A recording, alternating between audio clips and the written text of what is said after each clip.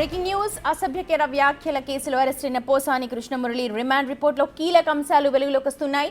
తాను వైసీపీ కీలక నేత సజ్జల రామకృష్ణారెడ్డి రాసిన స్క్రిప్ట్ ని మాత్రమే చదివానని పోసాని రిమాండ్ రిపోర్ట్లో ఉండడం ఇప్పుడు సంచలనంగా మారింది. అంతేకాదు రామకృష్ణారెడ్డి తాను ఏం మాట్లాడాలో చెబితే ఆ వీడియోని ఆయన కుమారుడు సజ్జల భార్గవ్ వైరల్ చేశారని పోసాని రిమాండ్ రిపోర్ట్లో ఉండడం చర్చకు దారితీస్తోంది. ఇప్పుడు నాడు పార్టీలో నంబర్ 2గా వ్యవహరించిన సజ్జల డైరెక్షన్లోనే పోసాని ఎపిసోడ్ సాగిందన్న చర్చ జోరుగా సాగుతోంది.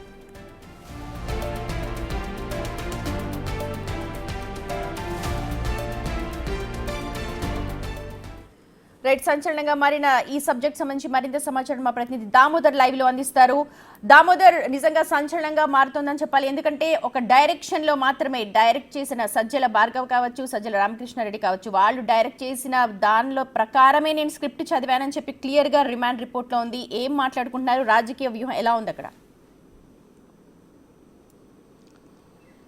సుమతి, ఏదైతే గతంలో ప్రభుత్వ ముఖ్య సలహాదారుగా ఉండడమే కాకుండా మొత్తం వ్యవహారాలన్నీ తానే నడిపిన సజ్జల రామకృష్ణారెడ్డి చెప్పినట్లు తాను మీడియాలో ఎదుట మాట్లాడాడను, కులాల మధ్య విద్వేషాలు రెచ్చగొట్టే విధంగా వ్యాఖ్యలు చేశాను. దీంతోపాటు సినీ రంగంలో 2 కులాల ఆధిపత్యం గురించి కూడా తాను ప్రస్తావించాను. తనకు ఏదైతే నంది అవార్డు వచ్చినప్పటికీ తాను తిరస్కరించానంటూ కూడా నేర అంగీకార పత్రంలో ఇటు పోసాని కృష్ణమురళి అంగీకరించినట్టు తెలుస్తుంది. ముఖ్యంగా ఏదైతే నంది అవార్డు కమిటీలో ఒకే కులానికి సంబంధించిన సభ్యులు ఉన్నారు, ఈ విషయాన్ని కూడా తాను మీడియా సమావేశంలో చెప్పాను. ఇందుకు వెనకల సజ్జల రామకృష్ణారెడ్డి ఏ విధంగా స్క్రిప్ట్ రాయిస్తే దాన్ని మాత్రమే తాను చదివానంటూ కూడా ఆయన చెప్పినట్టు సమాచారము. ఎస్పీ ఎదుట జరిగిన నేర అంగీకార ఎస్పీ ఎదుటే ఈ కీలకమైన వాంగ్మూలం ఇచ్చినట్టు సమాచారం. దీంతో పాటు ఏదైతే పవన్ కళ్యాణ్ భారీ విషయంలోతో పాటు పవన్ కళ్యాణ్ వ్యక్తిగత విషయాలను, కుటుంబ విషయాలపైన ఏదైతే మాట్లాడిన మాటలన్నీ తనకు బయట నుంచి వచ్చిన ఏదైతే వైసీపీ కార్యాలయం నుంచి వచ్చిన స్క్రిప్ట్ మేరకు వైసీపీకి అనుకూలంగా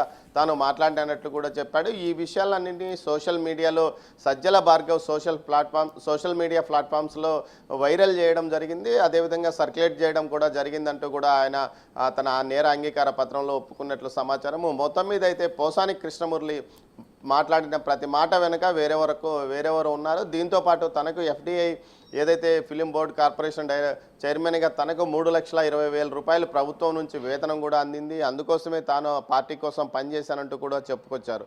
మొత్తం మీద అయితే 11 పేజీల ఈ రిపోర్ట్లో మొత్తం తాను ఏ విధంగా ఈ వ్యవహారానికి పాల్పడింది, తాను ఎందుకు చేయాల్సి వచ్చింది అన్న విషయాలను కూడా ఆయన అంగీకరించినట్లు సమాచారము. పెద్ద మనుషుల సమక్షంలో ఆయన ఈ విషయంలో సంతకాలు కూడా చేశాడు. అయితే ఏదైతే కోర్టులో కూడా న్యాయమూర్తి ఎదుట కూడా ఈ విషయాన్ని తాను ఒప్పుకున్నట్లు, తన భార్యను తన కుటుంబాన్ని పరుషంగా దుర్భాషలాడుతున్న సమయంలో తాను ఈ విధంగా మీడియా సమావేశంలో పవన్ కళ్యాణ్ వ్యక్తిగత విషయాలను, కుటుంబ సభ్యులను తాను విమర్శించాను, దుర్భాషలాడానంటూ కూడా చెప్పుకొచ్చారు. మొత్తం మీద ఇది 2-3 సార్లు న్యాయమూర్తి ఎదుట ఒప్పుకున్నట్లు కోర్టులో ఒప్పుకున్నట్టు తెలుస్తుంది. అదేవిధంగా ఆయనకు 14 రోజుల పాటు రిమాండ్ విధించారు. రాజంపేట సబ్ జైలుకు తరలించారు. ప్రస్తుతం ఆయన రాజంపేట సబ్ జైల్లో ఉన్నారు. ఈరోజు పోలీసులు మరోసారి కస్టడీ పిటిషన్ను దాఖలు చేయనున్నారు. అయితే కస్టడీ పిటిషన్ దాఖలు చేయకముందే బెయిల్ పిటిషన్ దాఖలు చేయాలంటూ పోసాని న్యాయవాదుల బృందం ప్రయత్నిస్తుంది. ఒకవేళ కస్టడీ పిటిషన్ ముందుగానే దాఖలు చేస్తే మాత్రం ఖచ్చితంగా ఆ పిటిషన్ మీద విచారణ జరిగి న్యాయమూర్తి నిర్ణయం వచ్చే వరకు బెయిల్ పిటిషన్ దాఖలు చేసే అవకాశం లేదు. మొత్తం మీద అయితే గతంలో ఎవరు ఏం మాట్లాడినా వైసీపీలో కీలక నాయకులుగా ఉన్న వ్యక్తులు బయట దామోదర్ ఇప్పుడు ఇంతకు ముందు అంతర్గతంగా మాట్లాడుకునే వాళ్ళు, కానీ ఇప్పుడు ఏదైతే పోసాని కృష్ణమురళి రిమాండ్ రిపోర్ట్ లో ఇచ్చారో దీంతో ఒక్కసారిగా రాజకీయాలపై ఎఫెక్ట్ ఖచ్చితంగా కనిపించే అవకాశం ఉంది. ఎలాంటి రాజకీయ పరిణామాలు ఉండే అవకాశం ఉంది ఈ రిమాండ్ రిపోర్ట్ ఆధారం చేసుకొని? ఇప్పటికే చర్చ అయితే జోరుగా జరుగుతుంది. ఖచ్చితంగా సుమతి, ఏదైతే సజ్జల రామకృష్ణారెడ్డి ఏదైతే వైసీపీలోని కొంతమంది కీలక నేతలు మిగతా వారితో మీడియాలో మాట్లాడించిన మాటలన్నీ వైసీపీ కార్యాలయం నుంచి వచ్చిన మాటల వల్లనే తాము మాట్లాడామని గతంలో కూడా కొంతమంది నాయకులు చెప్పుకొచ్చారు. ముఖ్యంగా ఏదైతే పార్టీని వీడిన నాయకులు వారిచ్చిన స్క్రిప్ట్ను మాత్రమే తాము మీడియా సమావేశంలో చదువుతున్నామంటూ చెప్పుకొచ్చిన నేపథ్యంలో ఈ విధంగా అంటే దుర్భాషలాడే విధంగా, వ్యక్తులను కించపరిచే విధంగా, సమూహాలను మధ్య విభేదాలు రెచ్చగొట్టే విధంగా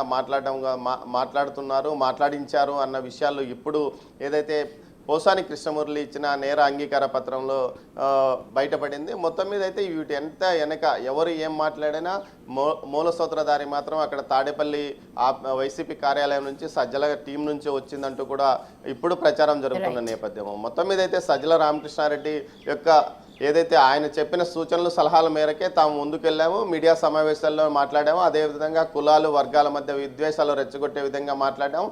ప్రతిపక్ష నాయకులు అప్పట్లో ప్రతిపక్షంలో ఉన్న నాయకుడిగా ఉన్న చంద్రబాబు నాయుడు కానీ నారా లోకేష్ కానీ పవన్ కళ్యాణ్ మీద వ్యక్తిగత దూషణలు చేయడం, వారి కుటుంబ సభ్యులను దూషించడం కూడా జరిగిందంటూ చెప్పుకురావడం అనేది పెద్ద ఎత్తున ఇది చర్చనీయాంశంగా మారింది. మొత్తం మీద వ్యవహారం అంతా అటువైపు నుంచి నడిచింది. వీరు మాత్రం ఊరినే పాత్రధారులు మాత్రమే, సూత్రధారులు మాత్రం మొత్తం సజ్జల అండ్ టీం మాత్రం అన్నట్లు ఈ ఏదైతే రిపోర్ట్ ద్వారా బయటపడిందని చెప్పవచ్చు.